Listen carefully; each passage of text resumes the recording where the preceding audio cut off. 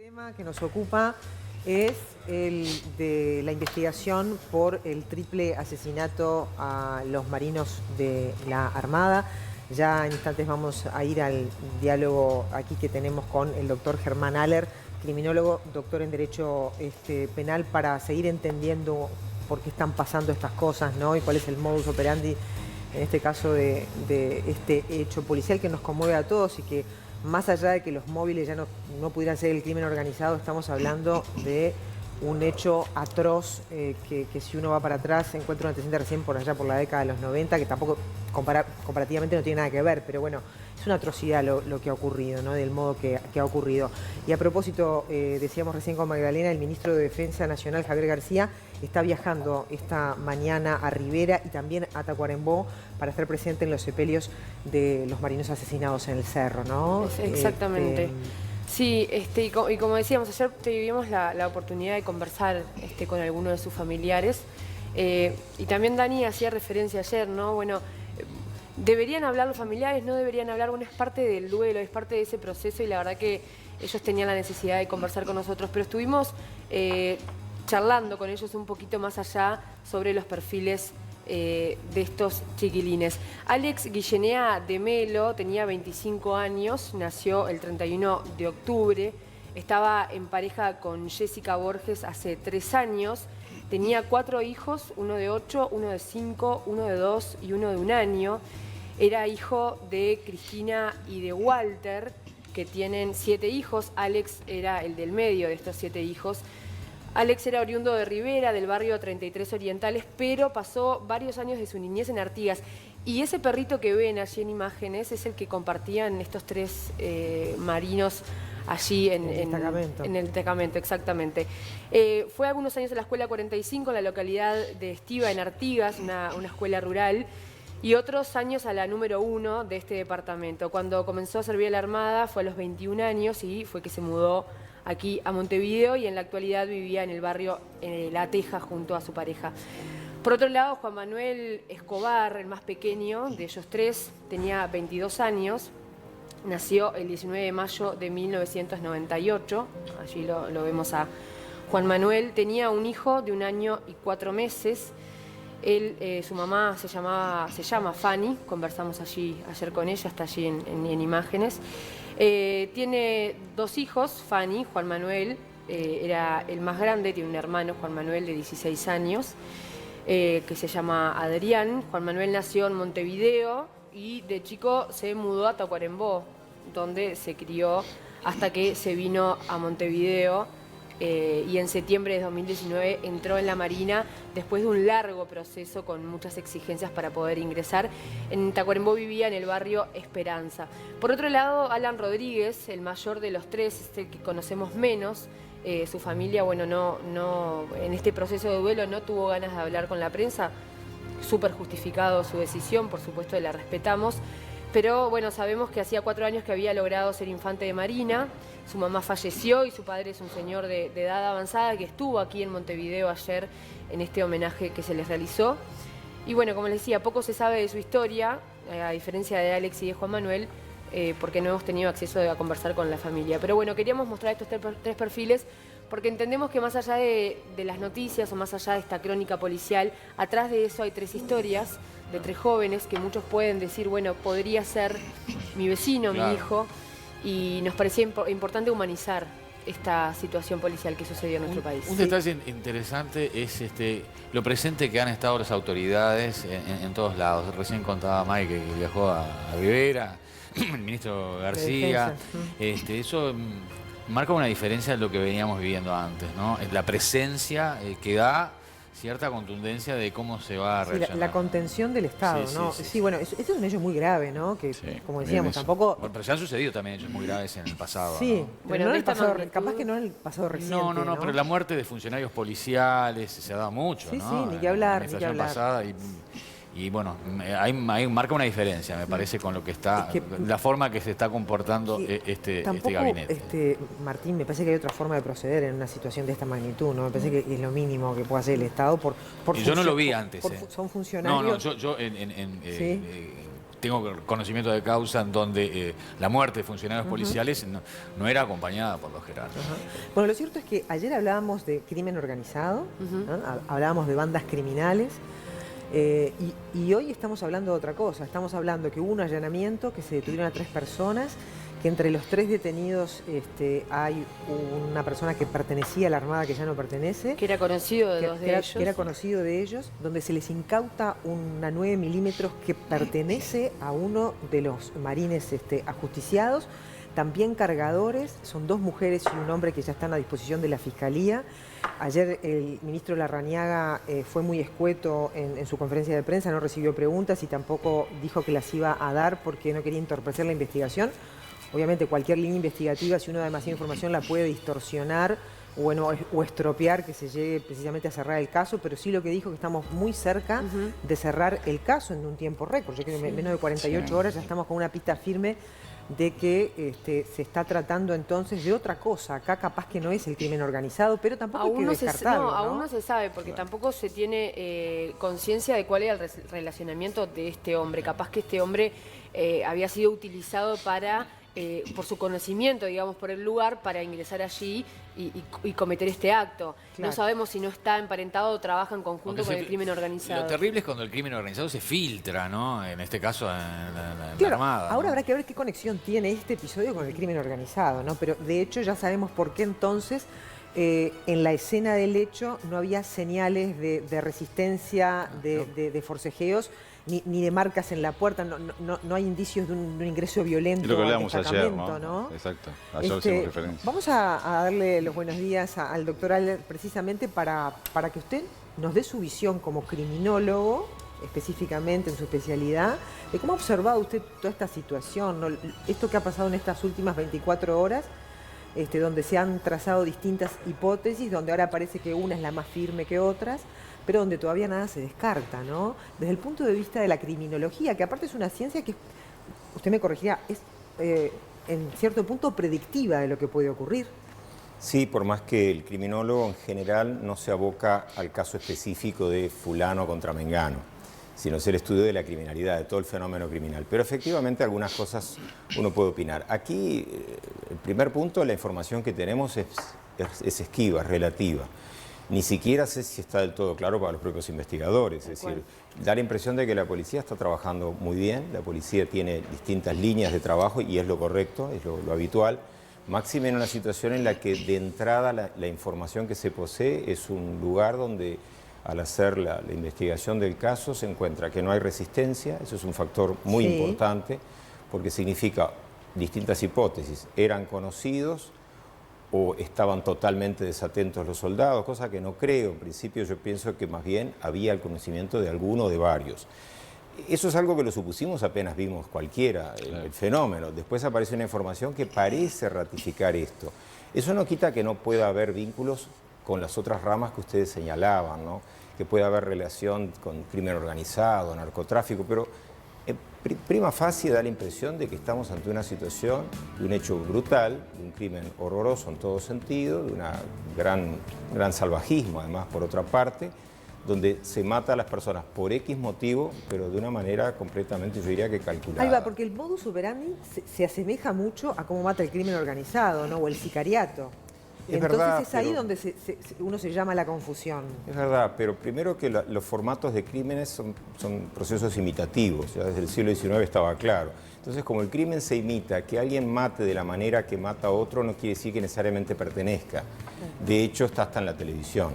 Es decir, son formatos. Por otra parte, acá hay ciertos rituales que yo no voy a relatar que no se habrían cumplido en relación al crimen organizado. Entonces, rituales de muerte me refiero, que no vale la pena porque mencionarlos es promocionarlos. Entonces es mejor no decirlo. Pero ciertas cosas que permiten dar algunas claves. Sin mencionar eso, son etapas previas al la forma de matar. El modo de matar. La forma de matar, las características, los mensajes que se dejan. Los mensajes que se dejan. Aquí no parece haber mensajes. Y que no se arrogue. No parece, no digo que no haya. Doctor, que no se arrogue. El crimen organizado generalmente se arroga y generalmente tanto el terrorismo como el crimen organizado se arroga enseguida, que es el autor, porque la idea es esa, el mensaje. O por la misma forma de matar, como usted bien decía. Acá se está investigando hasta cuál es el motivo. O sea que el crimen organizado estaría un poco en banda, no sabiendo no haber mandado el mensaje de forma contundente. Sí, es un plano todo de mucha lucubración hipotética. Es decir, primero, yo no vi la escena del crimen. Estamos hablando de lo que ha trascendido por la prensa. Seguramente la policía tiene más, si no bastante más información de la que sabemos, como es lógico. Es decir, no tiene que difundirse todo. Después, con el tiempo, sí se puede saber todo. Pero en principio hay que esperar, no hay una actividad todavía definitiva del Ministerio Público. En fin, yo creo que estamos en una etapa en la que uno puede hablar haciendo hipótesis, pero no más que hipótesis, hasta por seriedad, ¿no? Es decir, no se puede decir acá pasó tal cosa, porque puede haber elementos que no sepamos y que sean totalmente definitorios. Ahora, Ale, y a veces son un pequeño detalle. Sí, el Observador publica hoy que desde noviembre la Fiscalía ya tenía una denuncia respecto a una investigación de la fuerza que indicaba la presunción de que pudieran existir la posibilidad de un ataque o un atentado contra ese destacamento del Cerro. Lo que dice la Fiscalía, bueno, en ese momento no teníamos elementos materiales como para abrir una investigación o formalizar a alguien o lo que fuera, ¿no? Pero desde el punto de vista de la criminología,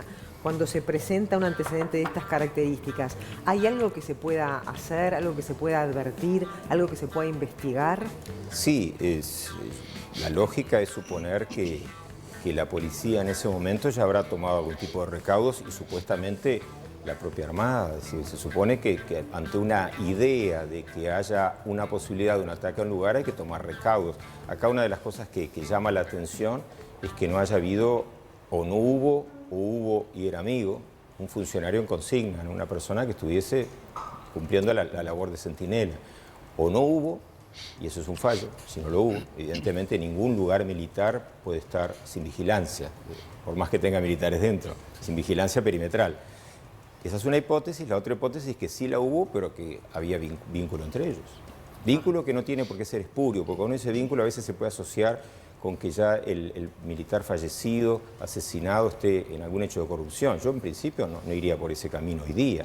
Si luego surgen otros elementos será otro cantar, pero ahora no. Ahora da la impresión de que fue un crimen cruel contra ellos. Vaya a saber estos muchachos, si fuese así, qué han visto, qué han escuchado o por qué les tocó el cartón ligador. Y lo que queda claro es que los matadores o el matador eran conocidos de las víctimas, ¿no? Parece que sí. Yo creo que surgía como hipótesis clara, ya con el mero hecho de dar la noticia fueron ultimados, asesinados 3 personas y no hubo resistencia, digamos. Un militar se resiste siempre, por formación. Claro. El policía también, el militar es más claro todavía, porque el militar tiene otra construcción, otra ingeniería en su educación. El policía es más urbano, es más ciudadano. Ciudadanos son todos, pero me refiero al rol ciudadano del policía es distinto que el del ciudadano. Y en principio no existía una puerta rota, una ventana rota, nada. O sea, era una zona limpia. El militar digamos. tiene una formación distinta en el uso de las armas. El policía es mucho más defensivo, el militar es más agresivo. El militar está preparado para la zona de conflicto. Claro, además. conflicto o apaciguar, pero en cualquiera de las funciones el militar tiene que estar siempre pronto para una actuación clara y directa. Y en este caso, ninguno de los dos requisitos se dan. Doctor, aparentemente, yo hablo de lo que dice la prensa. Sí, es difícil hacer conjeturas con poca información, pero con lo que se sabe, con lo que tenemos, ¿hay posibilidad de que haya actuado solo? ¿Una sola persona? Sí, teniendo en cuenta el no vi lugar la escena del geográfico. crimen. Creo que habría que ver y habría que saber cosas que no sabemos. Es decir, habría que ver si se puede sacar un cálculo aproximado de los minutos que pasaron entre cada muerte o si fueron fracciones y si fueron algunos segundos. Si fuese una versión, es tipo de película, y sí, puede ser uno. En las películas uno mata a 20.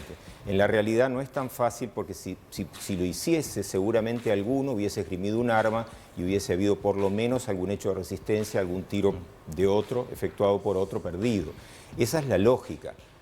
No se puede descartar que haya sido uno solo. En principio todo indicaría que son 2, 3 personas, quizás más, pero 2 personas. Se supone que había uno que estaba descansando. Se supone que si matan primero a los otros, el que está descansando tendría que haber reaccionado, haberse Eso da despertado, una pauta, ¿no? Bastante Entonces, clara de exacto. que si había uno que estaba descansando, que creo que todos más o menos sabemos aparentemente cuál es la imagen de eso, ese pobre muchacho casi que pasó de una vida a la otra casi sin enterarse. No sé si fue el primero, habría que saber a quién es el primero que le dispararon. Ahora, a propósito de eso... Porque el primero que le dispararon es el que posiblemente podía plantear mayores inconvenientes, problemas o estar más alerta. Exacto. Si eran los otros dos, deberían ser los otros dos. Claro, Exacto. o sea, eso es lo que da la puta de que fue más de uno, ¿no? El que Claro, ingresó más allí. probable. Ahora, entró ya el trabajo de la policía científica. La policía científica da un montón de estos elementos a los que usted hace referencia, ¿no?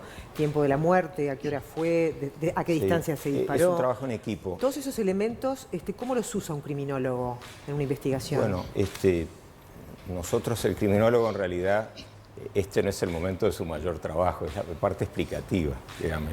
Esta es la parte de la policía científica, en Uruguay a veces llamada policía técnica, pero en realidad es policía científica, de la Fiscalía, con el rol que le compete por el nuevo código, y eventualmente incluso las propias autoridades a nivel de la Marina, porque hay que tomar en cuenta que si bien es competencia e interviene la policía, ellos tienen un ámbito de investigación y por cierto muy bueno, y no tienen por qué ni ser competencia ni ir por caminos separados. Se puede trabajar como se ha hecho mucho en conjunto. Uruguay tiene muy buena policía científica, muy buena, ¿no? No seremos las películas que se ven por ahí, pero las películas que se ven por ahí tampoco son realidad. Es decir, ojalá fuesen muchas cosas así, no es así. Ni ganan tan bien los policías, ni viven una vida tan fashion, ni nada por el estilo. No es así, es mucho más difícil. Lo que quiero decir es esto, que parece que hace una tontería, pero es para decir que el clima en el que trabaja el policía que investiga es de mucha presión, es muy difícil y con serias dificultades muchas veces incluso en la parte operativa. Se ha mejorado muchísimo en Uruguay y en este caso yo presumo, porque no lo sé, que la policía le ha dado un particular énfasis a la situación, no solo porque sean marinos, sino porque son 3 personas acribilladas y no por la mera condición de su situación militar, porque eso sería un agravio comparativo a cualquier otro ciudadano que le pase. Estos son hechos que deben investigarse como prioridad, claramente como prioridad. Y además, a priori se habían unido a otros sucesos que habían ocurrido en los últimos meses, como por ejemplo la bomba a la brigada antinarcóticos. También era un tema de Estado en ese sentido. ¿Cree que cuando pasa algo así y también cuando de alguna manera se enciende la alarma pública, hay un mayor énfasis en las investigaciones? Sí, yo creo que sí, porque es algo que está en lo social, más que técnico es social, es humano, es ciudadano. Acá, si ustedes recuerdan, tendrán presente que incluso ya ha habido reuniones entre fiscales, reuniones o conversaciones, no sé si fueron reuniones físicas, pero conversaciones, para tratar de hilvanar si puede haber, en esa línea que usted menciona, si puede haber conexión con otros hechos o amenazas. Y no lo sabemos hoy día, es decir, eso es una línea de investigación paralela a esto, y en algún momento confluirán o se irán descartando. Pero insisto que acá tienen que trabajar una cabeza, un equipo central, pero tiene que haber otros multi-equipos que trabajen en distintas líneas, porque uno no puede hacer todo. Y tienen que estar permanentemente conectados. Y cuando digo equipos, es policía, militares, fiscalía y eventualmente los ciudadanos que no se integren al equipo, pero que puedan dar información, que eso es siempre muy importante. El ciudadano común a veces puede dar un dato, no vi ningún hecho, pero vi pasar a una persona en bicicleta o tal o cual otra cosa, y eso puede abrir o despertar una vía que luego permita esclarecer. ¿Y el uruguayo se anima a eso? Promedialmente sí. Sí, hay problemas como tiene todo el mundo, hay gente que no se anima por miedo o por al borde de timidez, por no decir, bueno, ¿qué dirán de mí si digo tal o cual cosa? Pero el uruguayo, así como suele ser solidario en otros hechos de la vida, en estas cosas muchas veces también. Es distinto una persona que esté amenazada. Claro, acá hay una hipótesis que puede haber influencia narco, ¿no? La verdad que ser testigo... No lo sé, pero digo, puede ser, pero es que aunque fuese así, hay que pensar, pero vos no te puedo tratar de usted, vos tenés que pensar en ese sentido, pienso yo, que de todas maneras, aún contrabandas de narcotraficantes en Uruguay, como en Colombia, como en México, que son países que tienen mucho más decibeles, la gente ha dicho cosas por las cuales han podido desarticular. Muchos no se atreven, y es lógico, no lo censuraría. Yo no sé si me animaría tampoco. Lo que quiero decir es que hay gente que sí se atreve, que se anima, tomando conciencia de que esas pocas palabras pueden significar una línea de trabajo y de esclarecer los hechos. En el sentido técnico o tecnológico, ¿cómo estamos parados? ¿Cómo está parada la tecnología? Por ejemplo, la policía, por ejemplo, a la hora de identificar casquillos de bala con balas incautadas anteriormente, ¿cómo estamos tecnológicamente hablando? No es tanto para mí. Puedo decir lo que sé, pero eso es un campo típico para lo que es la policía científica. De todas maneras, puedo decir que Uruguay tiene una larga tradición de una policía con pocos recursos, pero con gran capacidad. Al punto tal que hemos exportado policías, desgraciadamente, yéndose a otros países como España, integrarse a cuerpos policiales de España. Yo viví 15 años clase en la Escuela Nacional de Policía por un intercambio con la Facultad de Derecho, que fue maravilloso. Después se canceló, nunca entendimos por qué, pero se canceló. Nos cancelaron. Pero nunca nos echaron, nos dificultaron todo como para que no pudiésemos ir, superposición de horarios, una cosa rara, esas cosas que uno ve que nunca entiende. Y pude aprender mucho de los policías, de cómo trabajan, entonces quizás la pregunta suya la puedo responder por esa mirada indirecta, y es que la policía uruguaya tiene una gran formación, pero siempre está muy limitada en recursos, pocos equipos de trabajo, poco equipamiento. Hoy día se ha mejorado, es decir, hay que reconocer que en este siglo, para abarcar distintas administraciones, porque sería injusto decirlo de otra manera, se ha avanzado mucho en lo tecnológico, en la policía. Pero podríamos y deberíamos, ¿no? Aquello de cuando estábamos en la escuela, debe rendir más. Tendríamos que tener muchísimo más, habría que darle mucha más importancia y no dejarlo como algo al borde de lo oculto. En ese sentido, y a propósito de otros hechos horribles que han pasado en estas últimas horas, ¿no? Porque a todo esto de la Armada hay que sumarle el caso en Cebollatí de estos dos niños que su propio padre los mata, después se suicida. El cuarto femicidio. Cuarto femicidio en 3 días. En 3 días, a este señor ex juez de fútbol que lo ajusticiaron para robarle el auto.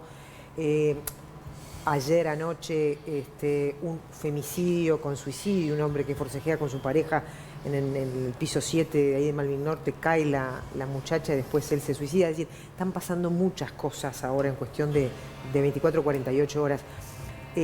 Usted hablaba recién de capacitación, decía que la policía, pero quizá faltan recursos, ¿no?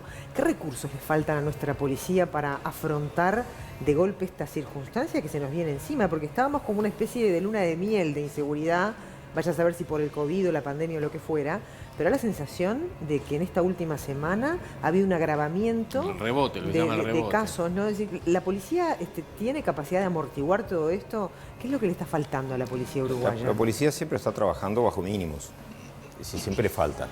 Es un problema no solo uruguayo, en muchos países, pero por ejemplo, para poner situaciones cercanas, no pensar ni en España, que tiene una gran policía, ni Alemania, que tiene un sistema policial excepcional. Estados Unidos no, Estados Unidos es mediocre. La gente tiene una imagen de que son fabulosos. No tiene nada del otro mundo. Tienen mucha técnica, hay disponibilidad de dinero. Ni mencionemos los Estados Unidos pero ahora, ¿no? Piensen que Estados Unidos es inmenso. No podemos concentrarnos en una repartición policial ejemplar de Estados Unidos. Tomemos promedios. Claro. Y Uruguay tiene un problema con el promedio cuando salimos a Montevideo. La policía en Montevideo está mucho más arriba de nivel de lo que está la policía en el interior. No porque las personas no sean capaces, porque, para no decir la totalidad, la casi totalidad de los funcionarios policiales ejecutivos son del interior. Para decirlo más claro, generalmente provenientes del norte del país y más específicamente Artigas y Rivera. Bueno, pasa con son los las grandes Fuerzas Armadas proveedores de policía. Entonces traemos ese policía que viene de Artigas o de Rivera, lo formamos acá y lo largamos en Montevideo. Primer punto, tiene que habituarse a un ámbito de vida que no es el propio. Pasa de una ciudad de repente, de un pueblo perdido en campaña, con una vocación policial, y pasa a Montevideo, que para él le parece Nueva York. Hay que adaptarse, hay que formarse, puede recibir mal el mensaje desde la sociedad. Ese es un tema. La policía uruguaya necesita, yo diría, claro, parece que son recetas, no lo son, pero lo primero que necesita la policía es una mejora clara en campos distintos que le van a permitir despejar la mente y trabajar mejor. Vivienda, salud, salario. Lo primero que necesita es una mejora consistente. Se ha mejorado. Pero el tema de la atención médica al policía... El salario policial se ha mejorado bastante. Se ha mejorado. En todos los rubros eso se ha mejorado, pero está muy lejos de ser lo óptimo ni lo aceptable. Después de eso, tendremos que lograr que el policía tenga muchas más horas de descanso. Teniendo más descanso, las horas de trabajo rinden más. Uruguay tiene policías, la inmensa mayoría de ellos son vocacionales. No podemos perder eso, tenemos que fomentarlo. Tenemos que aplicarlo, y lo digo con claro conocimiento de causa. Una vez que tengamos eso medianamente armado, que entiendo yo que es una tarea quizás ardua, pero perfectamente factible de realizar por el Estado uruguayo, cualquier gobierno que lo tenga, es un tema de propósito y punto. Una vez que consiga eso, ahí podremos sí comprar todavía mucho mejor equipamiento, que también es necesario, se puede hacer al mismo tiempo, pero lo fundamental es darle a la policía tranquilidad para trabajar. Y advierto, cuando digo tranquilidad para trabajar, no estas cosas de darles leyes que le den más permisividad. Ningún policía necesita más instrumentos de legítima defensa, porque rara vez el policía actúa en legítima defensa. Es un craso error técnico. Actúa por el artículo 28 del Código Penal, que es el cumplimiento de la ley, que es mucho más amplio todavía que la legítima defensa. Cuando el policía actúa en legítima defensa es cuando está siendo atacado él. Y si no es legítima defensa de terceros, pero si actúa como policía no es legítima defensa de terceros, es cumplimiento de la ley. ¿Por qué les menciono esto? Porque la gente suele muchas veces imaginar, nuestros amigos, nuestros parientes, que al policía lo que hay que darles leyes distintas. La mayoría de los policías, el problema que tienen no es con las leyes, es con los recursos y con su entorno de vida. Fíjense ustedes el nivel elevado que hay de violencia intrafamiliar en las familias de la policía. Y además, dato interesante. Hay unidades específicas del hospital policial que tratan la violencia de género, que se desprende de las familias de los policías. Vos hablabas de la vivienda, que es importante. El policía que sigue viviendo donde viven los delincuentes también. Eso es terrible, o sea, es un tema también. El policía tiene que tener un estándar de vida claramente de clase media uruguaya, por llamar de alguna manera. A mí no me gustan esas franjas, pero de clase media, no puede estar sumergido. Y no solo el agente policial, también el oficial.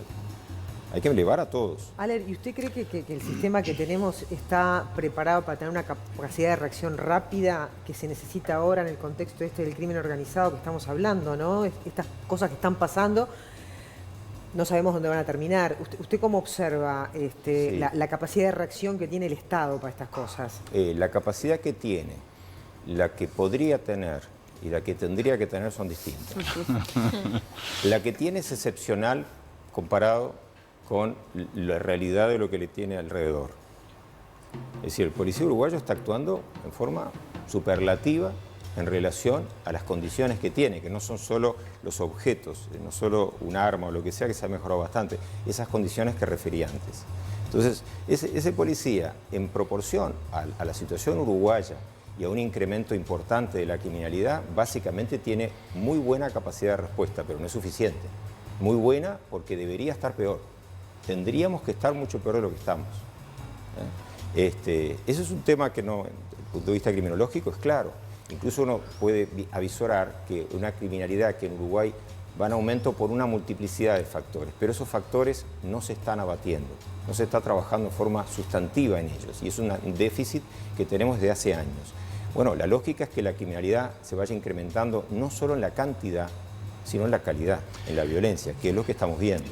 Y el policía, frente a un hecho coyuntural de lo que puede ser una violencia en el hogar que termine en estas muertes que hemos visto estos días, matar a la mujer o a los chicos y luego suicidarse, etcétera, etcétera. El policía nunca va a poder estar preparado para eso porque no está viviendo dentro de la casa. Eso es lo que quería preguntar. ¿La criminología estudia de alguna manera la conducta humana en lo que tiene que ver con esas acciones criminales? Porque comparto lo que dice Claudia, o sea, llevamos 48 horas terribles, el domingo un domingo negro, pero ¿por qué siempre la policía? O sea, el policía no puede estar en el momento de esa discusión de esa pareja en la cual la mujer cae del séptimo piso, no está en el auto con el hombre que mata a los niños y después se mata a él. No solamente es la policía, es como que estamos... Es un Estado que tiene que estar presente frente a la violencia. Exactamente, bueno, obviamente, si existió antes una denuncia de esa señora, bueno, ahí debió actuar. Si en algún momento existió una denuncia de violencia doméstica de este hombre que después mata a sus hijos, ahí es donde debió actuar. Pero en el momento preciso, después de los hechos, la policía nada puede hacer. Pero desde el punto de vista criminológico, ¿hay algún área de estudio que tenga que ver con la conducta humana de por qué estas actitudes así violentas? Sí, la criminología en buena medida se ha dedicado a eso. ¿Sí? Bien. Pero la criminología estudia no solo al delincuente, al delito, también a la víctima, la reacción social, los procesos de criminalización de la sociedad, que eso es un tema sumamente profundo, claro, y algo que nada tiene que ver, casi nada tiene que ver con la policía. Exacto. La policía llega con el cuerpo sangrante prácticamente. Es decir, el policía preventivo, claro que existe y es muy importante, pero es aleatorio. Hay un margen de técnica y de azar.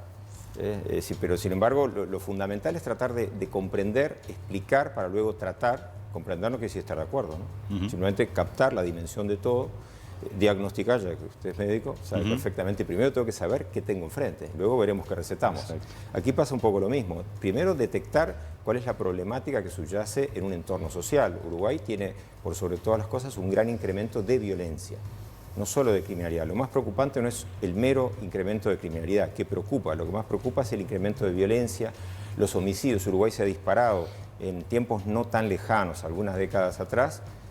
Bueno, para mí no es tan lejano. ¿Cuyos factores? Teníamos 40, 50 muertos por año por homicidios, y hoy estamos a 1 por día. ¿Cuyos factores son?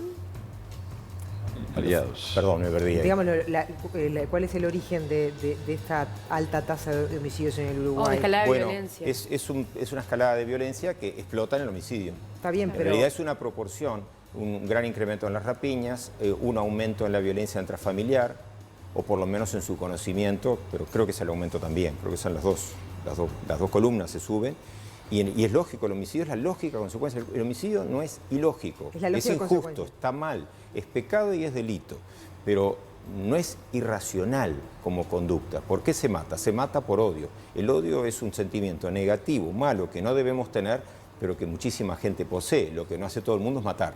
Es lo que Etienne de Greff, un viejo psicólogo, criminólogo francés, establecía como el paso al acto, la teoría del pasaje al acto, pasaje al acto. Muchas personas pueden detestar, odiar al otro, pero no lo lastima, no lo hiere, no lo insulta y no lo mata. ¿Cuál es la diferencia?